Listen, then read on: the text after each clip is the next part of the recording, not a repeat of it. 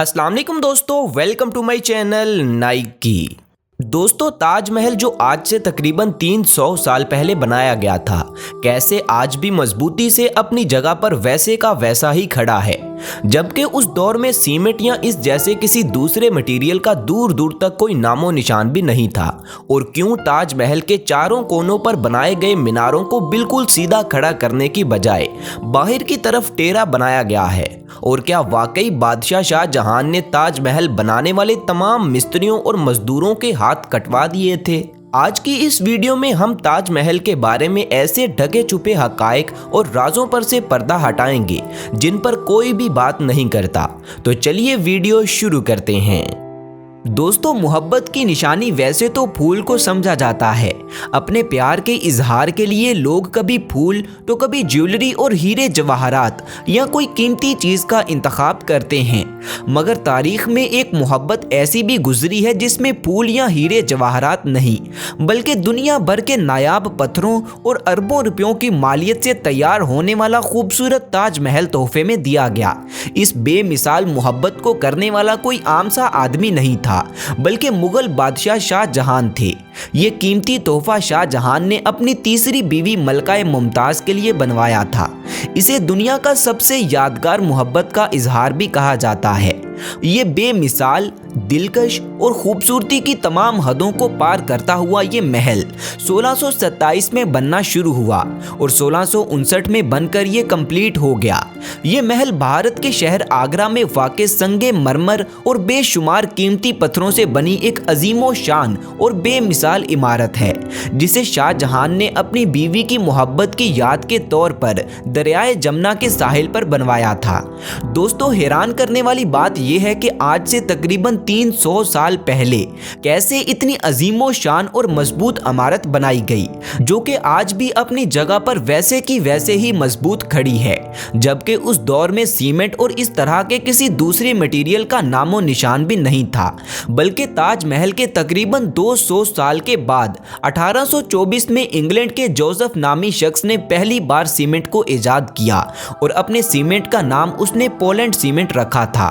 दोस्तों, ताजमहल की मजबूती सच में देखने के काबिल है कि इतनी तेज तूफानी बारिशों, जल्जलों और हवाओं के बावजूद 300 साल के बाद भी ये मोहब्बत का महल वैसे का वैसा ही अपनी जगह पर खड़ा है। ये महल मुगलिया तर्ज तामीर की आला निशानी है।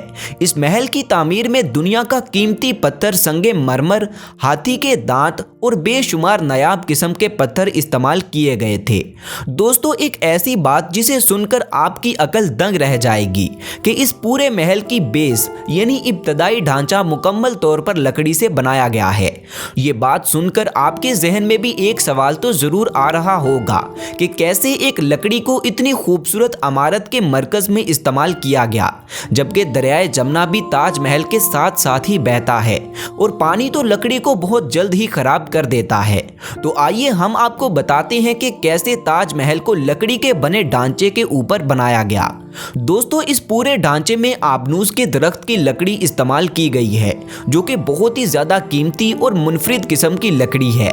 इसकी खासियत यह है कि ये लकड़ी अगर 30% तक पानी में रहे, यानी इसमें अगर नमी रहे, तो ये पत्थर से भी ज्यादा मजबूत और ताकतवर हो जाती है।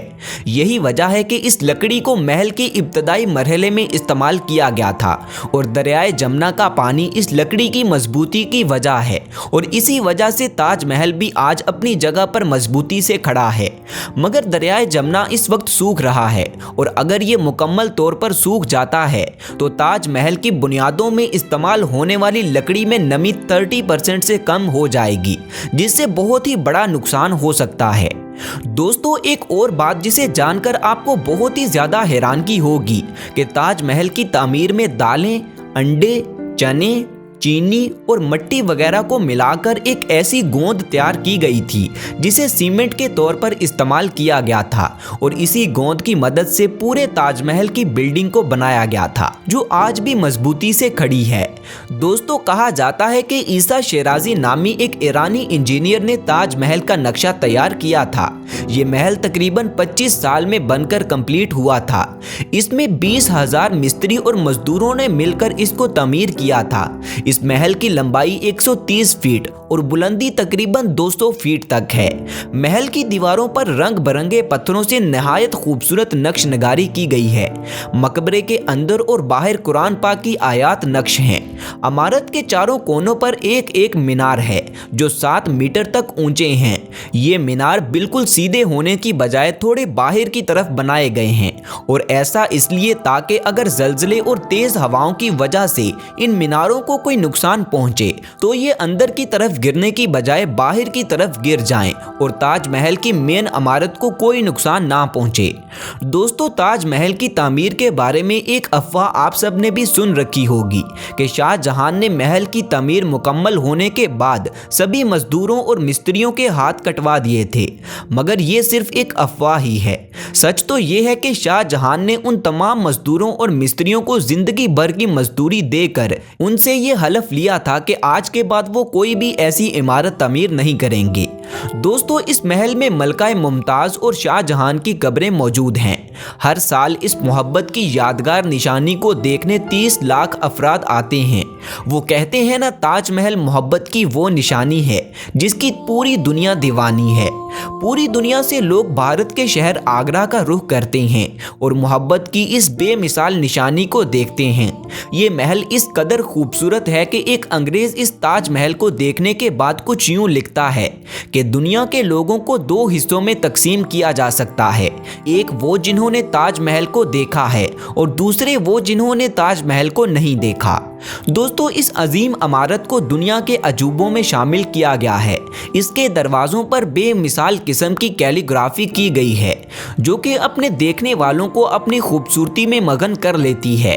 ये कैलीग्राफी ईरान से आए अब्दुल हक कारीगर ने की थी।